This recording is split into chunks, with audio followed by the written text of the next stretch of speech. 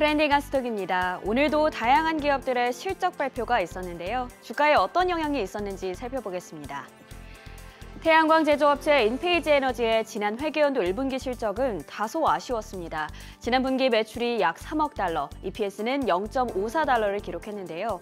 하지만 시장은 인페이지가 내놓은 긍정적인 전망에 반응했고 주가는 17% 가까이 급등했습니다.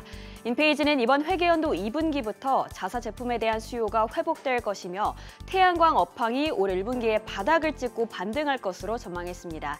이 소식에 오늘 솔라이치가 약 13% 오르는 등 태양광 관련주가 동반 상승했습니다. 온라인 게임 플랫폼 로블록스가 시장 예상치를 웃도는 지난 4분기 실적과 올해 전망을 발표했습니다. 주가는 10%가량 도약했죠. 로블록스는 게임 내에서 화폐처럼 사용하는 로벅스라는 가상화폐 판매를 통해 이익을 창출하는데요. 여기서 매출에 해당하는 수치를 예약이라고 지칭하는데 로블록스의 지난 4분기 예약이 2년 만에 가장 높은 증가율을 기록했습니다.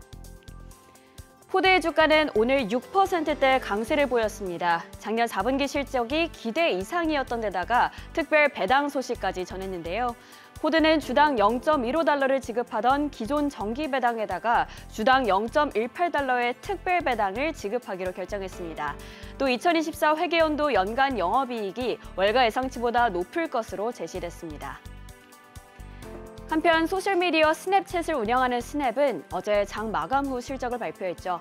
매출이 2개 분기 연속으로 늘었지만 순손실이 2억 4,800만 달러에 달했는데요. 주가는 오늘 무려 34% 넘게 떨어졌습니다. 경쟁사인 메타가 전년 동기 대비 200% 증가한 이익을 올렸다는 점을 고려하면 스냅의 경영이 어려운 상태로 보이는데요. 어제 직원 500명을 감원한다고 발표했고 올해 1분기 실적은 월가 기대에 못 미칠 것으로 예고됐습니다. 알리바바의 주가는 오늘 엇갈린 흐름을 보였는데요. 개장 전에 4% 넘게 올랐지만 결국 6% 가까이 빠진 채 마감했습니다. 250억 달러, 한화로 약 33조 원에 달하는 자사주를 매입하겠다고 밝혔지만 실적에 대한 실망감을 되돌리진 못했습니다. 알리바바의 실적이 시장 기대에 도달하지 못한 데는 전자상거래와 클라우드 컴퓨팅 등 핵심 사업의 성장이 둔화했기 때문입니다. 마지막으로 스포츠 생중계 스트리밍 업체 푸보TV는 23%에 가까운 낙폭을 보였습니다.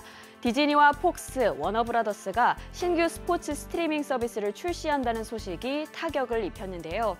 거대 미디어 3사가 보유하고 있는 스포츠 중계권은 전체의 85% 정도로 기존의 스포츠 중계방송 시장을 뒤흔들 것으로 보입니다.